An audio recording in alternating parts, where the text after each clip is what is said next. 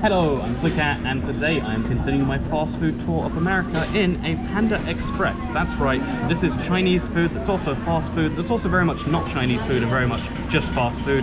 I'm curious, I had to try it. So today I had myself some Shanghai beef, some sesame chicken, and I did something called half and half, which is not what you might assume it is. Apparently there's a billion things that are called half and half, and one of those is half chow mein noodles and half fried rice. Doesn't that sound amazing? I've also got something which I've never seen in a UK takeaway, maybe I'm wrong if you can correct me on this one, but it's a egg roll, which is like a spring roll, but it looks so much tastier. Look at this monster. This is going to be good. I'm looking forward to this. In fact, you know what? It's my fast food review. I'll eat it right now. It's good.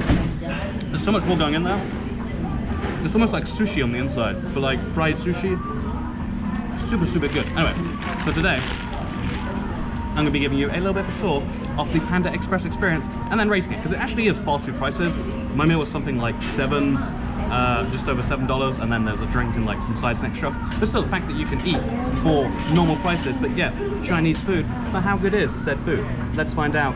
And also, let's make fun of my chopstick skills, because I'll be honest, I can't use them correctly.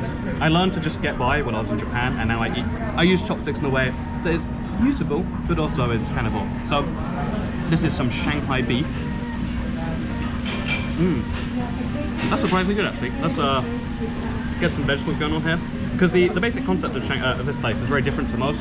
That you get like a bowl, you mix ingredients. We have something like it in the UK, but it's nowhere near as varietatious, and it seems as though nowhere near as tasty too.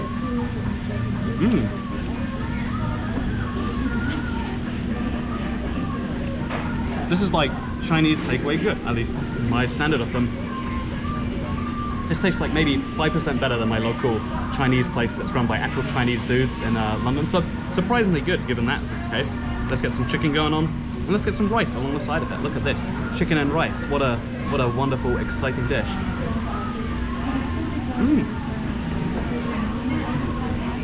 Also pretty good actually. The fried rice is actually, I wouldn't have guessed for fast food fried rice, but it's seriously flavorful. Oh, let's try the chow mein by itself too. This is sad chow mein. This is the problem. I mentioned there's a place in the UK called Chopsticks. Everything is noodles there, and every single bottle of noodles tastes exactly the same. And I think this is the problem they have here. Instead of like, but they just admit like, hey, instead of trying to make 10 flavors, there's just chow mein. It's not called mushroom chow mein, vegetable chow mein. It's just, here are some noodles. They taste like noodles. Is that good? If you mix some flavors, probably pretty great. But by themselves, they are just, there's no flavor besides like oil and to me like pan. What does pan taste like? These noodles apparently. So then also, I've got myself some aubergine, or as they call it in this part of the world, some eggplant. It is a plant that apparently looks like an egg, which I think is misleading, because what eggs look like this, America? Checkmate, your word is wrong and you should feel wrong. Eggplant is really hard to do correctly, and I don't think this has quite done it, but it's pretty good actually. It feels like it is, even though it looks and probably isn't healthy. It tastes like healthy eggplant without being too awful in that way. So that's pretty good in my opinion. And let's get some noodles in there too, and some whatever else is going on here. Okay, let's give it a whirl. Okay. Eggplant gets an F out of 10. This gets actually surprisingly good. Like for the money, being able to eat this is really, really, really crazy good.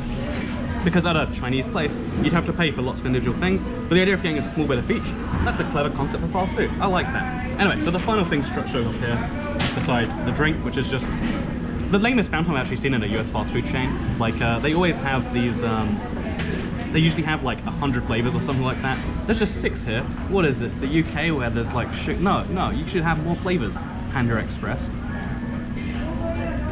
We've got lemonade in there, and it's so sweet and sugary. It's the thing that's been sustaining me the time in America, just like these fountain drinks. I need one of these, like, refillable, 3-4 times a day until my kidneys shut down. Keeps me going. Pro tip from non-Americans out there.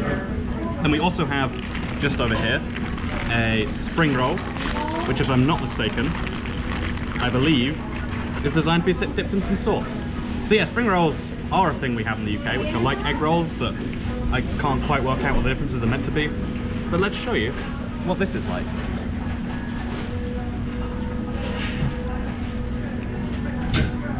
This is very This is very like It's edible, it's food, it's good, it's in my mouth. I'd eat it again, probably. I would be hyped for this though.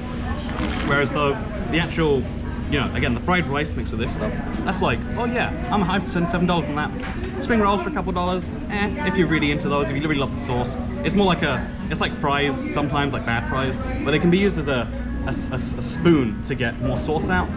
By themselves though, not so wonderful. However, you can't end a Chinese food video. I think this is the first one on the channel without a fortune cookie. And side note, I love fortune cookies so much. They cost like maybe 10p at my local store. I've eaten so many of these in a row, just chain eaten fortune cookies. They taste so good. It's like porridge when it's in your mouth.